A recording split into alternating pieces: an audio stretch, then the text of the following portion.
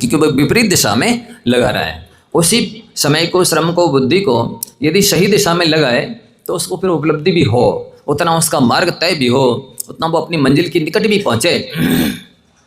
तो ये नहीं हो रहा है। इसलिए आचार्य भगवान ने कल गाथा नंबर 76 में क्या कहा था कि पाप आने के द्वार 108 है। कितने दरवाजे? 108 दरवाजे हैं। आपको इतना सजग होना होगा, इतना जागरूक होना होगा, इतना सावधान होना होगा, इतना पाप भीरू होना होगा और लक्ष्य के प्रति कटिबद्ध होना होगा। किस तरह से? जैसे अर्जुन को जब कहा गया कि आपको लक्ष्य का वेदन करना है तो गुरु आज्ञा से उन्होंने लक्ष्य का वेदना शुरू किया। और जब निशाना बनाया तो गुरु ने पूछा, क्या दिख रहा है? भीड़ दिख रही है? बोले नहीं दिख रही है। फिर क्या दिख रहा है? वृक्ष दिख रहा है? बोले नहीं दिख रहा है। क्या शाखा दिख रही है? बोले नहीं दिख रही है। उपशाखा दिख रही है? नहीं दिख रही है। टहनी दिख रही है? पत्ते, फूल, फल, कौपल दिख रहे हैं? बोले नहीं। जो आपने निशाना टांग रखा है कि जिसको हमें वेदना है, बस वही दिख रहा है। ऐसी स्थिति हम और आप सबकी हो जाएगी जिस दिन कि हमको ना संसार दिखे, ना संसार के प्राणी दिखे, ना शरीर दिखे, ना शरीर की दशा क्या हो रही है दिखे। यथा संभव भूमि का केंद्र विवेक तो रखा जाता है, ध्यान तो रखा जाता है, और ना ही भोगों की ओर लक्ष्य रहे। तब कहीं हम अपने लक्ष्य की ओर सन्मुख होंगे, विमुख होंगे, निकट होंगे। अन्यथा यदि हम अनेक लक्ष्य बनाएंगे और अनेक और हम अपनी समय को, श्रम को, बुद्धि को लगाएंगे तो कोई भी लक्ष्य हासिल होने वाला नहीं है। क्योंकि जैसे कोई व्यक्ति यदि अच्छी, बहुत बड़ी, वजनदार, मजबूत सिलाबी है और उसको भी एक टक देख ले तो नज़र लग जाती है, तो उसके टुकड़े टुकड़े हो जाते हैं, टूट फूट जाती है। वैसी नज़र लगनी चाहिए। हम दूसरे मनुष्यों को, स्त्री पुरुषों को तो नज़र लगाते रहते, अरे तुम कितनी अच्छी साड़ी पहने हैं, बहुत अच्छी लग रही, लो उसको लगा दी नज़र। अब नहीं लगेगी, बच्ची मर जाएगी, सिर दर्द होने लगेगा, कुछ हो जाएगा। तो ऐसी नज़र तो लगाते रहते हैं हम लोग दूसरों को, पर अपनी ओर नज़र नहीं रखते हैं, अपनी ओर नज़र नहीं टिकाते हैं, नहीं लगाते हैं। तो अपना काम नहीं बनता है। स्वयं अपनी ओर नज़र लगाए तो अपन को नज़र नहीं लगती है, अपना काम बनता है। सो अपनी ओर नज़र ना लगा करके हम लोग, ऐसी कहावत है ना बुंदेलखंड में, कानी अपना टेट न देखा तो दूसरों का पर देखा। ये कहानी यहाँ नरसिंहपुर में भी है कहावत, सब जगह है। नहीं नहीं, कहावतें अलग अलग होती हैं, थोड़ी बदल जाती हैं, जैसे बोली वाणी और पानी बदल जाता ना। हाँ है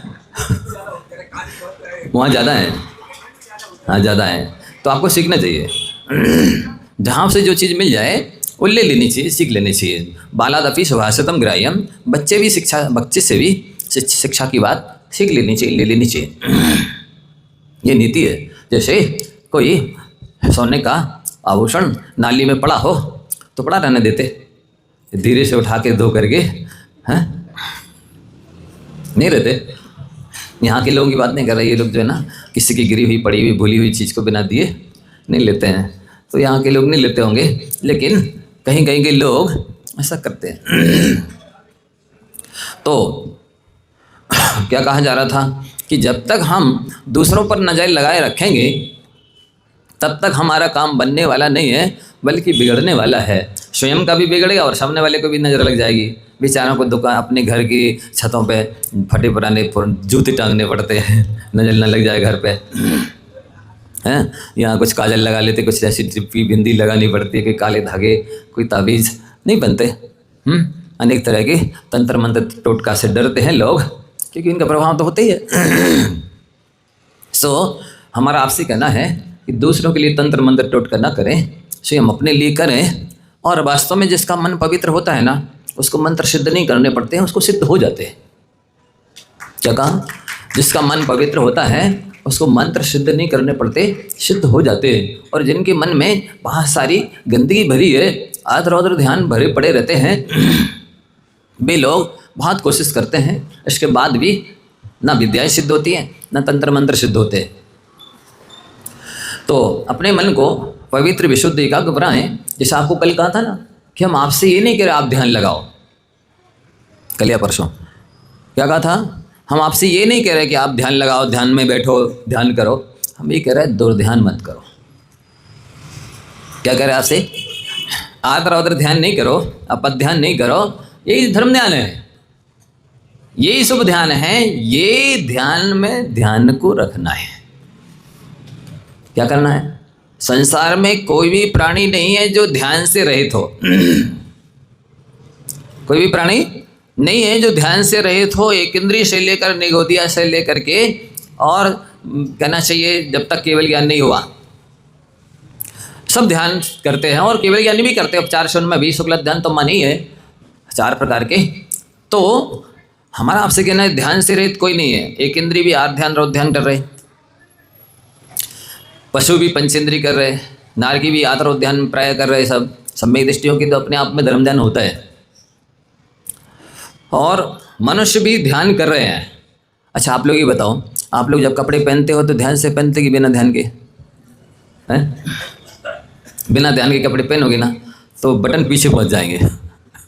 या उल्टे कपड़े पहन लोगे, अथवा पैंट के स्थान पर शर्ट पहन लोगे, शर्ट के स्थान पे नहीं। सही कह रहा हूँ, यदि आप ध्यान से नहीं पहनेंगे तो ऐसी स्थिति हो जाएगी। यदि भोजन करते समय ध्यान नहीं रखेंगे ना तो ग्रास यहाँ से जा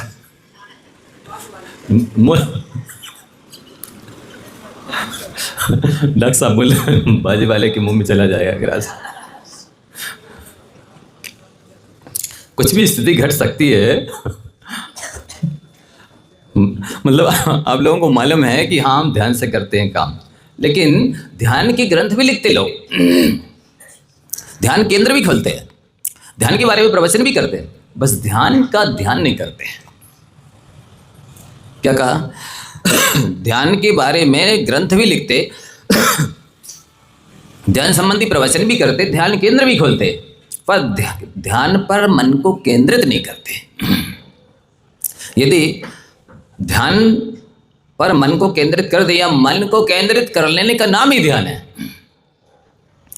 और वैसे केंद्रित तो होता है। देखो, जब तक किसी भी विषय में मन टिकेगा नहीं तो वो आर्थ ध्यान भी नाम नहीं पाएगा, टिकेगा नहीं तो वो रौद्र ध्यान नाम भी नहीं पाएगा, टिकेगा नहीं तो धर्म ध्यान नाम भी नहीं पाएगा, और शुक्ल ध्यान भी नाम नहीं पाएगा। टिकाते तो सब लोग हैं, लेकिन इष्ट वियोग हो गया, उसमें टिक गया, ये वो कब आएगा, हमारी प्रिय चीज कब मिलेगी, कहाँ से मिलेगी, कैसे मिलेगी, टिक गया ना, बस इष्ट वियोग नाम का अर्थ ध्यान हो गया। कोई अप्रिय अनिष्ट चीज़ है, ये कब हटेगी, कब टूटेगी, फूटेगी, मरेगी, भगेगी, इस टाइप का ध्यान टिक गया, अनिष्ट योग नाम का अर्थ ध्यान हो गया। ये पीड़ा कब दूर होगी, कैसे होगी, कहाँ होगी, किस दवा से होगी, ध्यान टिक गया। वेदना जन अर्थ ध्यान हो गया। भगवान आपकी पूजा विधान कर रहे हैं, हमारी मनोकामना पूर्ण हो जाए, निदान नाम का अर्थ ध्यान हो गया। करने गए थे देवशास गुरु के निकट धर्म ध्यान, और जाके वहीं निदान नाम का अर्थ ध्यान कर लिया। सम्यक दर्शन का एक वांछा नाम का अंग है, निशंकित निकांक्षित।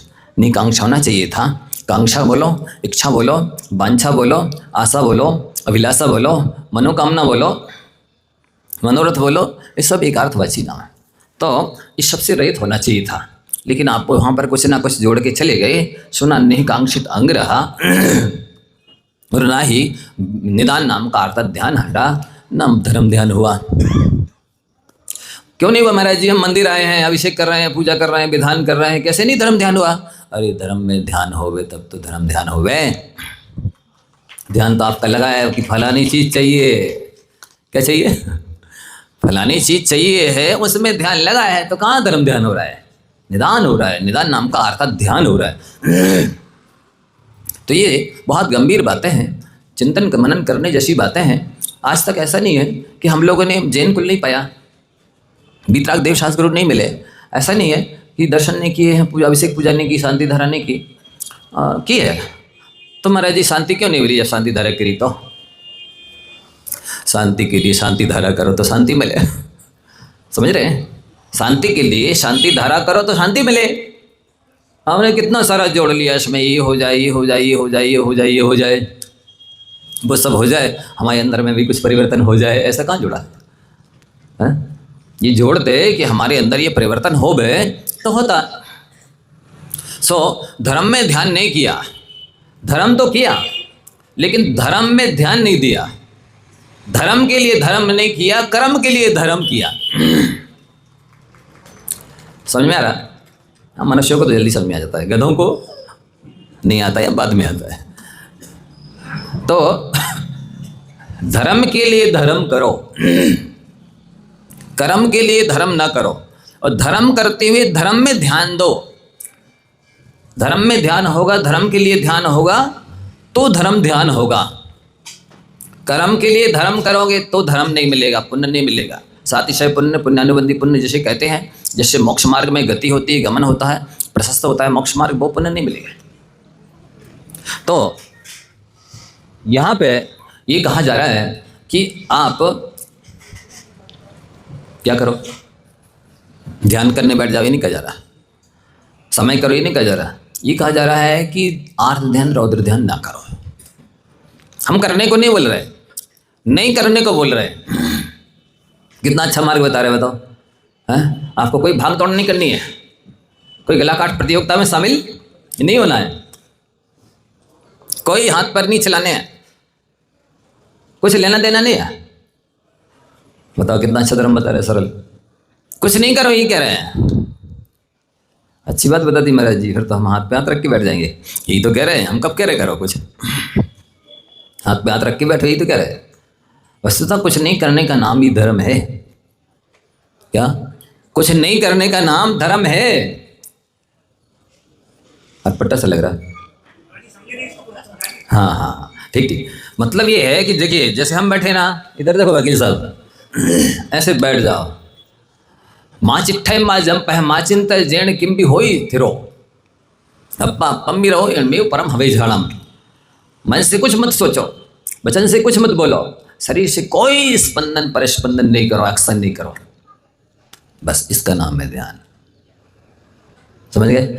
ऐसे नहीं बैठ पा रहे आप, इसलिए कह रहे हैं चलो देव पूजा करो, गुरुओं की सेवा करो, श्राद्ध करो, संयम पालो, धर्म ध्यान करो, तीर्थ यात्रा करो, दान दो। ये जो सारा कहा जा रहा ना, इसलिए कहा जा रहा है कि आप आत्रो ध्यान से बच जाएं, पापों से बच जाएं, कषाय से बच जाएं, पंचेंद्रिय के विषयों से दूर हो जाएं, अशुभ से बच जाएं। इसके लिए शुभ करने कहा जा रहा है। ये शुभ का नाम धर्म नहीं है वस्तुतः। छल ग्रहण नहीं करना, नहीं तो आप अशुभ में चले जाओगे। इसका नाम धर्म नहीं है, ये धर्म का साधन है, ये धर्म का माध्यम है। इसके ही माध्यम, इसी रास्ते से गुजर करके हम अपनी मंजिल को पाएंगे। पर जैसे रास्ता मंजिल नहीं होता है, क्या रास्ता मंजिल नहीं होता है, पर रास्ते से गुजर करके ही मंजिल पाई जाती है। इसी तरह से ये देव पूजा करना मंजिल नहीं है, गुरु उपासना करना मंजिल नहीं है, स्वाध्याय करना मंजिल नहीं है, संयम पालन करना मंजिल नहीं है, तप करना मंजिल नहीं है, दान देना मंजिल नहीं है। ये मुनियों के 28 मूल गुण पालना धर्म नहीं है, स्वभाव नहीं है, मंजिल नहीं है। तो छोड़ दो। नहीं, छोड़ना नहीं, ये रास्ता है, चलना तो इसी रास्ते से है। मंजिल तभी मिलने वाली है, पर आप रास्ते में रुक जाएंगे तो आपको मंजिल का आनंद नहीं मिलेगा। सरल लग रहा है कि कठिन? ये सारे रास्ते हैं, ये हाईवे है, चलना तो इसी से है। आपको इस रास्ते से, इस मार्ग से, इस हाईवे से चलेंगे तो आप पहुंच जाएंगे अपने लक्ष्य को प्राप्त कर लेंगे। पर रास्ते में रुकना भी नहीं है और रास्ते को मंजिल समझना भी नहीं है। रास्ते में रुकना नहीं है और रास्ते को मंजिल भी समझना नहीं है, पर चलना इसी रास्ते से। तो आपसे कहा जा रहा कि कुछ नहीं करो, मतलब आर्त ध्यान नहीं करो, इष्ट वियोग, अनिष्ट संयोग, वेदना और निदान, ये नहीं करो। आप कुछ नहीं करना चाहते हैं ना? हाँ महाराज जी, कुछ नहीं किया कराया, कुछ नहीं होता, ऐसा लगता है। अच्छे हाथ बांध के ऐसे स्वेटर पहन के, साल ओढ़ के, कंबल ओढ़ के और ग्लव्स और मोजा वगैरह सब पहन के ऐसे सोफा से टिके रहें, ऐसा मन करता है नहीं? हमारा कहना है आप कुछ नहीं करना चाहते तो कुछ मत करो। इष्ट वियोग जन्य आर्त ध्यान नहीं करो, अनिष्ट संयोग जन्य आर्त ध्यान नहीं करो, वेदना जन्य आर्त ध्यान नहीं करो, निदान जन्य आर्त ध्यान नहीं करो। दूसरा, हिंसा नंदी रौद्र ध्यान नहीं करो। जैसे कार्य से, मन वचन काया की एक्शन से, चेष्टा से, प्रवृत्ति से जीवों की हिंसा हो, वो काम तो करना ही नहीं है। वैसे वचन भी नहीं बोलना और वैसे भाव भी नहीं करना है। देखिए साहब, मन वचन काया तीनों से ही नहीं करना, वर्तमान में भी नहीं करना, भूत का किया हो सो उसका पश्चाताप करना है, भविष्य के लिए त्याग करना है। तीनों कालों संबंधी लेना है। भूत के किए हुए का पश्चाताप, वर्तमान में त्याग करना नहीं, भविष्य के लिए त्याग, तो धर्म होगा। लेकिन लोग समझ ही नहीं पा रहे हैं, उनको इतनी अकुलता रहती है। वो पुरानी धारणा है ना कि 2-4 जनवाणी की अखरा कान में पड़ जाए तो ही बहुत है। बुंदेलखंडी कहावत, कुछ भी सुन लिया, कहीं से भी सुन लिया, उसका कोई तारतम्य लिंक बैठ रही है कि नहीं, कोई मतलब नहीं है, बस 2-4 लाइनें कान में पड़ जानी चाहिए, हो गया। हमने प्रवचन सुने थे महाराज जी आपके, हाँ खूब सुने थे। क्या कहा था? बहुत अच्छा बोला था, लेकिन वो आपको याद होगा। क्या बोला है वो आपको याद होगा, बोला बहुत अच्छा था। अरे आपको याद रखने के लिए बोला था भाई साहब।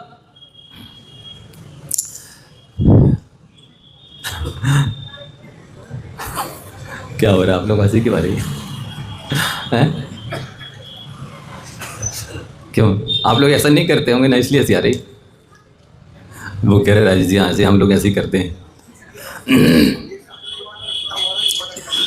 वही, ये गलत है। आपको विधिवत सुनना चाहिए, शुरू से अंत तक सुनना चाहिए। आज का प्रवचन ही नहीं, शुरू से अंत तक पूरा चतुर्मास का प्रवचन शुरू से अंत तक सुनो, तब हम क्या कहना चाहते थे, हमने क्या कहा है, उसका सेंस क्या निकालना है, आपको निकाल पाएंगे। ये कमी है लोगों की, बहुत बड़ी कमी है। उनको पता नहीं कितनी आकुलताएं पाल रखी हैं, पूरा सुनते समझते नहीं है। तो नहीं करने की बात कर रहा हूँ आपसे कि आप मत करिए, और नहीं करने से सच्चा धर्म होगा, और अच्छा धर्म होगा, और पक्का धर्म होगा। कितना अच्छा है धर्म उपदेश, बताओ। इसमें कुछ करना नहीं, और सच्चा और पक्का और अच्छा धर्म हो जाए, इससे अच्छा और क्या। तो मन से, वचन से, काया से जैसे जीवों की हिंसा हो वैसा कुछ सोचना नहीं, बोलना नहीं, करना नहीं। ये हिंसा नंदी रौद्र ध्यान माना जाता है।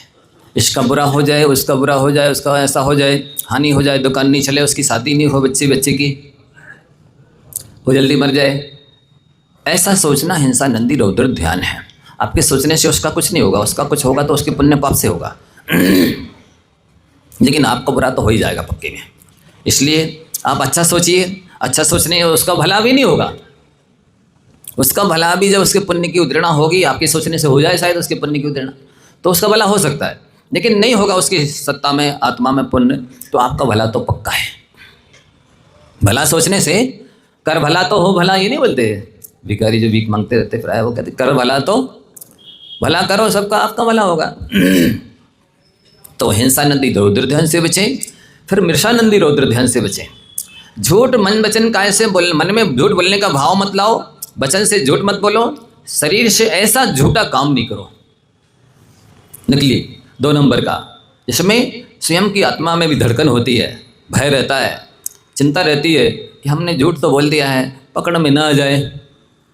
एक बात और है, सत्य बोलने वाले को ध्यान नहीं रखना पड़ता है कि मैंने पहले क्या बोला था, लेकिन झूठ बोलने वाले को वो सारी बातें याद रखनी पड़ती है कि ऐसा ना हो अब मैं जो बोल रहा हूँ वो कट जाए, परस्पर में विरुद्ध हो जाए, 100 वचन बाधित हो जाए कि मैंने क्या कहा था पहले और मैं अब क्या कह रहा हूँ।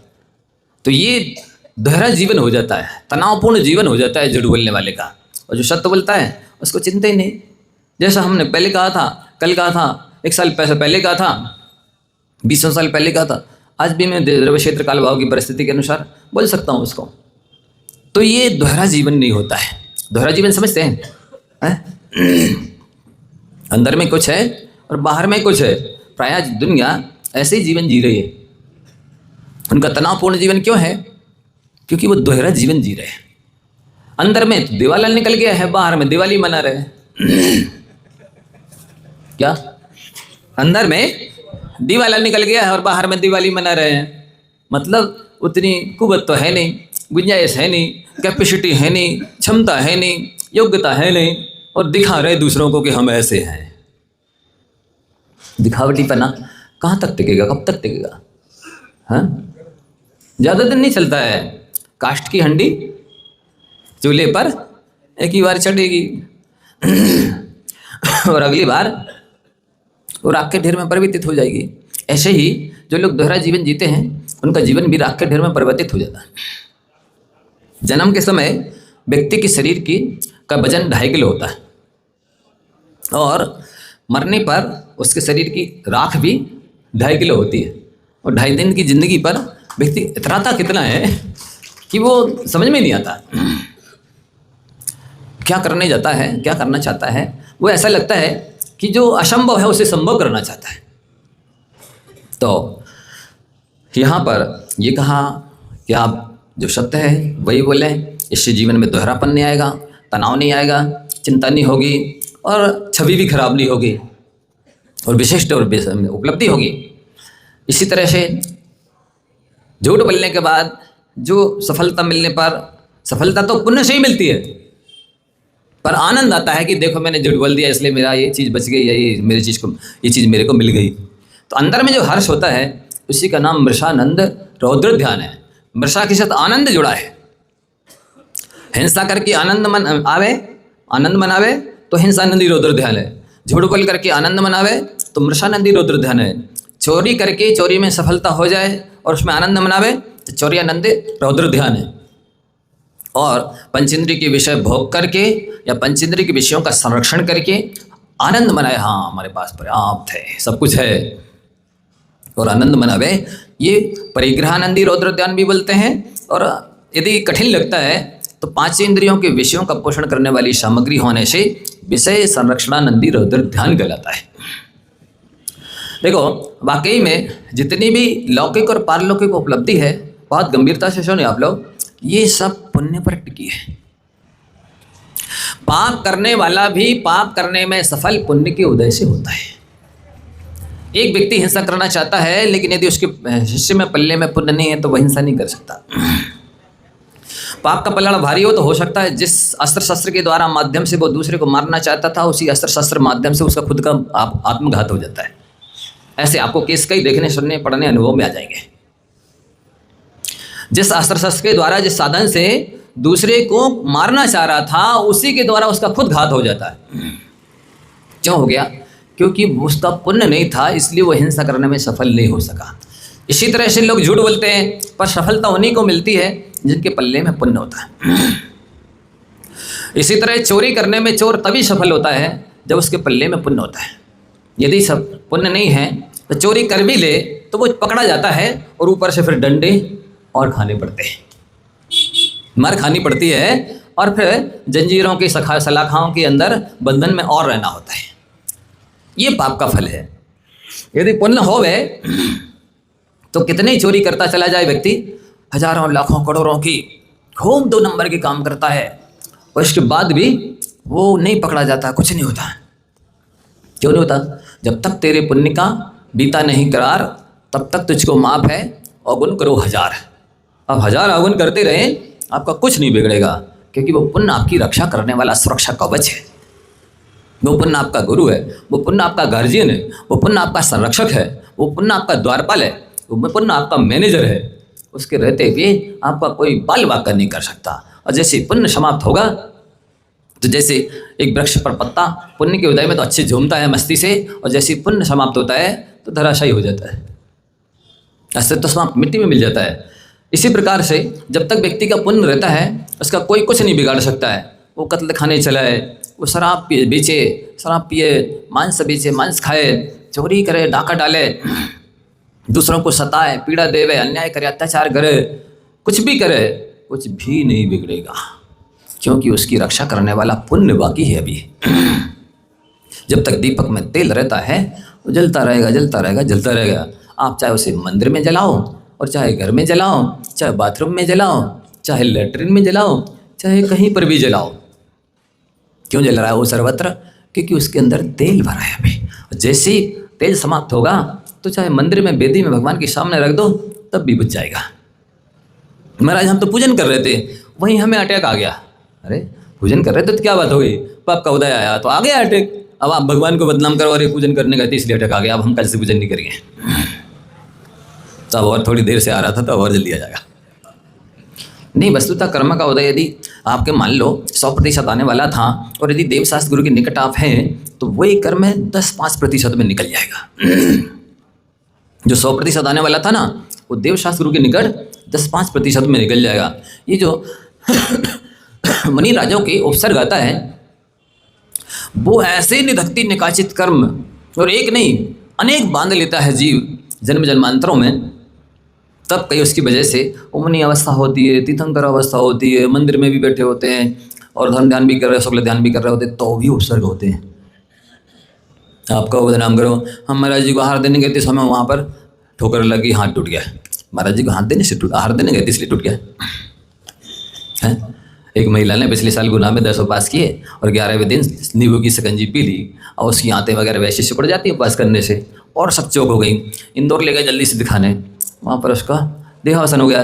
और वो अगले यानी महिलाएं कहें, तुम नहीं करी अगले साल से 10 उपवास, वो मर गई उपवास करने से। क्या चर्चा करने लगी? यहाँ की महिलाओं की बात नहीं कर रहे। क्या चर्चा करने लगी? उपवास नहीं करना, वो फलानी मर गई। क्यों उपवास करने से मरी कि पढ़ना बिगाड़ने से मरी है? उपवास के बाद शिकंजी पीनी चाहिए कि ग्वाली पीनी चाहिए? कैसे क्रम क्रम से धीरे धीरे भोजन पान बढ़ाना चाहिए, ये आपको विवेक नहीं है। आप धर्म को बदनाम कर रहे, तब को बदनाम कर रहे कि 10 उपवास करने से मर गई। ये कहलाता धर्म का अवर्णवाद। इससे मिथ्यात्व पुष्ट होता है, अनंत संसार बढ़ता है। इसलिए किसी भी धार्मिक क्रिया की कभी निंदा नहीं करना। धर्म करने से बुरा नहीं होता है, बुरा तब इसलिए पाप कर्म के उदय से, अविवेक से, अज्ञान से होता है। तो आपसे आज हम बहुत सरल धर्म बता रहे हैं। कौन सा धर्म? कुछ नहीं करना है, लेकिन अच्छा धर्म है। हाँ, करने की बात मत करो महाराज, हमें नियम नहीं देना, संयम नहीं देना। आप कठिन धर्म बताते हैं, हमसे त्याग नहीं होता है। अब हम आपको बता रहे हैं कुछ नहीं करने वाला धर्म बता रहे हैं। ये तो ठीक है ना, सरल है। तो ये ध्यान से आप यदि काम करते हैं तो अपने आप में ध्यान हो जाता है, अलग से ध्यान करने की आवश्यकता नहीं पड़ती है। क्या बोला? ध्यान से काम करें तो वही ध्यान धर्म ध्यान बन जाता है, अलग से ध्यान करने की आवश्यकता नहीं पड़ती है। आद रौद्र ध्यान ना हो जाए, बस इतना ध्यान रखो, अलग से ध्यान करने के आसन मार के बैठने की जरूरत नहीं पड़ेगी। आप कहीं भी रहे, शमशान में रहे, चाहे आप दुकान में, मार्केट में, कहीं भी रहे, वहीं ध्यान हो जाएगा। नहीं तो लोग मंदिर में आके भी आद रौद्र ध्यान करते, यहीं पर लड़ाई झगड़े हो जाते हैं, यहीं पे गाली गलौचे हो जाती है। अन्न क्षेत्रे कृतम पापम धर्म क्षेत्रे विनश्यति, धर्म क्षेत्रे कृतम पापम वज्रलेप भविष्यति। अन्यत्र पाप हो जाए तो देवशास्त्र गुरु के निकट आने से वो नष्ट हो जाता है। अब यहीं आके पाप बनेंगे तो नष्ट कहाँ करेंगे? वो वज्रलेप हो जाता है, उसका फल भोगना ही पड़ता है। तो ये चाहे पवित्र क्षेत्र हो, चाहे पवित्र आत्माएं हों, उनकी निंदा, उनके साथ दुर्व्यवहार, उनकी अभिनय नहीं करना चाहिए। क्योंकि जितना पवित्र द्रव्य क्षेत्र काल भाव होता है, उसके साथ यदि उतनी आसाधना आराधना की जाती है तो उस क्वालिटी और क्वांटिटी में पाप कर्म का बंध भी होता है। समझ रहे हैं आप लोग? तो परे विषय संरक्षणानंदी रौद्र ध्यान और परिग्रह संरक्षणानंदी रौद्र ध्यान तो बहुत भयानक है। जो लोग सुबह से उठते ही ऑफिस में, दुकान में पहुंच गए और जब तक थक के चूर नहीं हो गए तब तक उसी में लगे हैं, तो आप बताइए उनका 24 घंटे रौद्र ध्यान नहीं चल रहा है। जाओ जल्दी जल्दी दुकान खोलो। एक व्यक्ति 12-1-2 बजे दुकान खोले बैठा था। क्यों भाई, क्यों बैठे हो? अब थोड़ी किराया की है। नहीं, बोले कोई मर गया तो रात में कफन की जरूरत पड़ गई, इसलिए हम बैठे। तो ऐसे भी लोग हैं, उनको ये पता नहीं है कि हमारा रौद्र ध्यान चल रहा है, परिग्रह के संरक्षण और अर्जन संबंधी रौद्र ध्यान चल रहा है। इस समय में आयु बंधेगी तो नियम से नरक आयु बंधेगी, और यदि मरण होगा तो धड़ाम से नरक में गिरेंगे। तो थोड़ा ध्यान तो रखो। आप गृहस्थ हैं, आप धर्मात्मा कहलाते हैं, आप कल्याण करना चाहते हैं, तो सोचो तो सही, धर्म में ध्यान किए बिना धर्म ध्यान होता काहे? धर्म में ध्यान हो, देव का ध्यान हो, शास्त्र का ध्यान हो, चिंतन मनन हो, गुरु का ध्यान हो, तो धर्म ध्यान हो गए। कर्म में तो ध्यान है, हम तो धर्म ध्यान कर रहे हैं। ऐसा धर्म ध्यान नहीं होता। ना कर्म के लिए किया गया ध्यान धर्म ध्यान होता है, और ना कर्म में किया गया ध्यान धर्म ध्यान होता है। तो यहाँ आपको 9 कोटि हैं और 108 दरवाजे हैं। बहुत सावधान रहना होगा कि मैं मन से कोई विषय कषाय के बारे में ना सोच लूँ, क्योंकि सोचते ही कर्म बंद हो जाता है, संरंभ कहलाता है। जैसे ही मन में विषय कषाय के बारे में आया कि आश्रव बंद हो गया। एक समय बढ़ती है, ज़्यादा टाइम नहीं लगता, 1 सेकंड में अनंत समय होते हैं।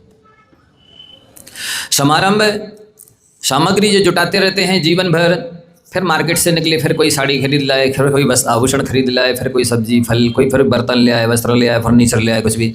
इस जीवन भर जो लाते रहते ना, ये समारंभ होता रहता है, आश्रव बंद होता रहता है, और फिर कोई काम करना शुरू कर देते हैं, आरंभ हो जाता है। ये 3 कोटियाँ आश्रव बंद के लिए हो गई। अब इसके साथ में मन वचन, मन भी लग गया, वचन भी लग गया, काय भी लग गया। तो ये कोटियाँ, अब मान लो किसी किसी का मन लगता है खाली, वो वचन से बोल नहीं पाता, आदेश दे नहीं पाता है, और काय से कर भी नहीं पाता है, सक्षम नहीं होता है, तो मन से कर लेता है तब भी आश्रव बंद हो जाता है, और संभ्रम कर लेता है तो भी आश्रव बंद हो जाता है। संकल्प करना, प्लान बनाना, निर्णय लेना, ये संभ्रम है।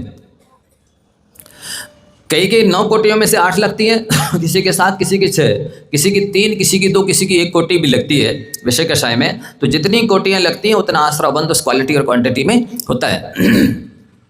फिर इसके साथ कोई क्रोध के साथ करता है वो काम, कोई मान के साथ, कोई माया के साथ, कोई लोभ के साथ। आपको आश्रव बंद से बचना है तो और सरल तरीका बताते हैं। आप कहेंगे महाराज हम गृहस्थ हैं, श्रावक हैं, आप बोल रहे हैं 108 दरवाजे से कर्माते हैं, हम कैसे बचे? नहीं बच सकते हैं? बोलो, बता देते हैं। आचार्य पूज्यपाद महाराज जी ने सर्वार्थ सिद्धि में बहुत अच्छी एक कारिका लिखी है।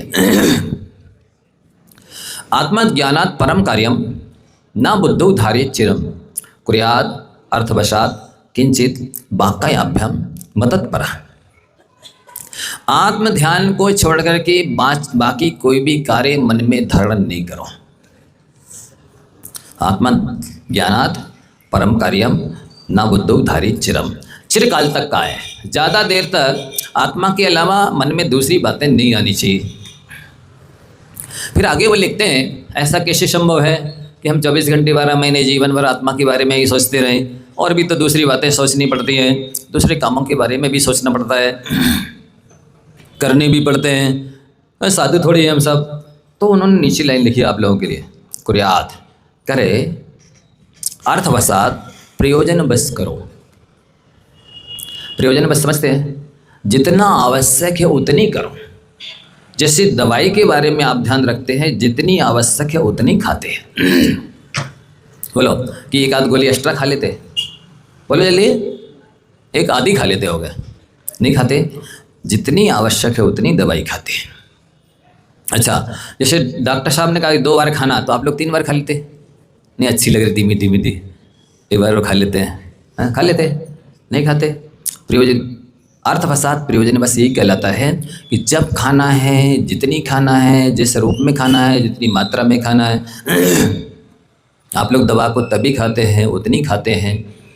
ऐसे ही भोगों के बारे में भी लगाइए, वस्त्राभूषण के बारे में, भोजन के बारे में, मकान दुकान के बारे में, जमीन जायदाद के बारे में, हर चीज़ के बारे में लगाइए। जितनी अत्यावश्यक है बस उतनी चीज़ खरीदना, उतनी चीज़ रखना।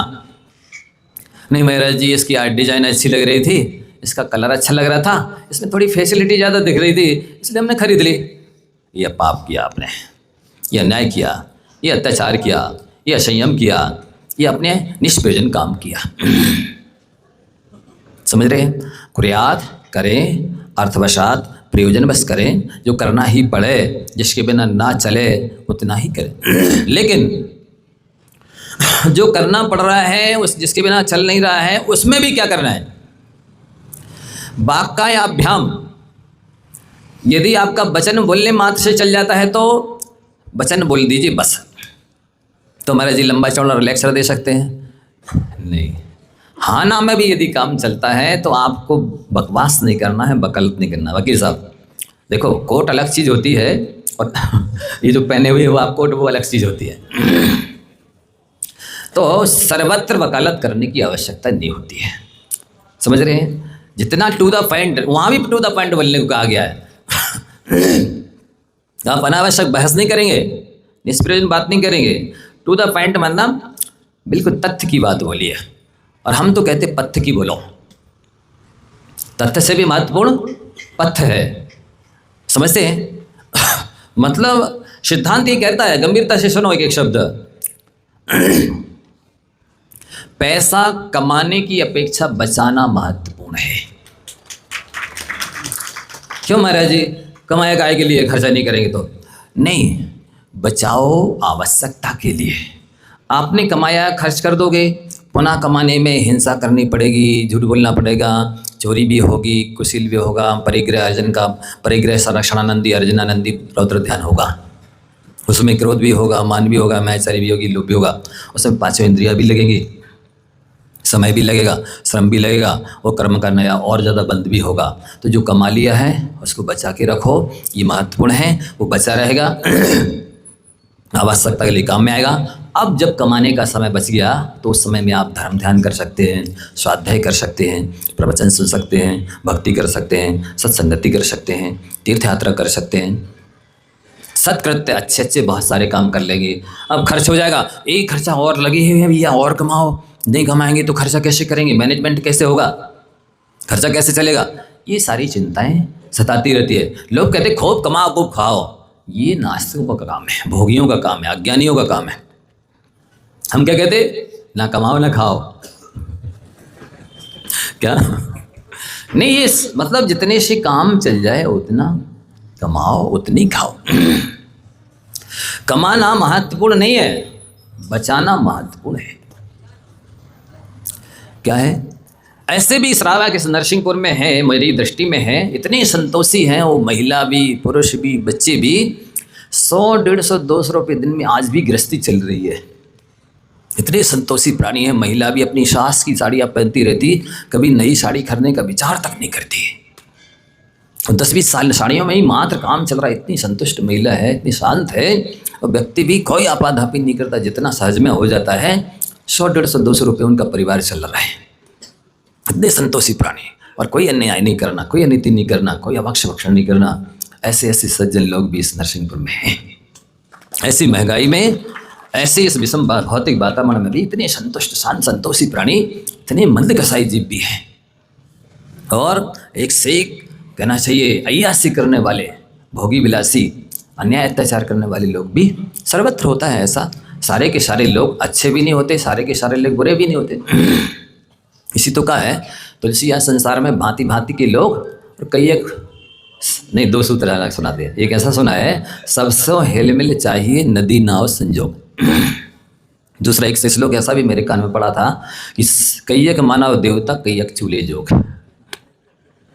क्या ऐसे भी सुना था। तो अनेक तरह के लोग हैं, तो इसलिए अपन को उन लोगों से शिक्षा लेनी चाहिए, सलाह लेना चाहिए। एक बार एक व्यक्ति इस चिंता को लेकर के बेहोश हो गया। उसने अपनी संपत्ति का लेखा जोखा किया, अरे 7 पीढ़ी तक तो चल जाएगी ये मेरी संपत्ति, 8वीं पीढ़ी का क्या होगा, इस चिंता में उसको मूर्छा आ गई।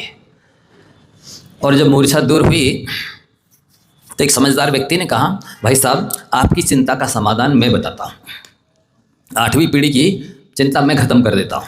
बोले बताइए। बोले इतना थाली में दाल चावल आटा रखो, और एक गांव के बाहर एक ब्राह्मण रहता है, उसको दे आओ, 8वीं की पीढ़ी की चिंता समाप्त हो जाएगी। अच्छा हाँ, बोले निश्चित है। ले गया, उसको कहा कि भाई ये सामग्री ले लीजिए, हमारी थोड़ी सी भेंट है, दान। वो कहता है हमें नहीं चाहिए। क्यों? बोले आज की व्यवस्था तो हमारी हो गई है। अरे कैसा आदमी है, तो रख ले, कल के लिए हो जाएगा। बोले नहीं नहीं, कल पीठ पीछे है। जैसे पीठ नहीं दिखती ना, वैसे कल नहीं दिखता है। कल नहीं आता, कभी आता ही नहीं, कल काल आता है। कौन आता है?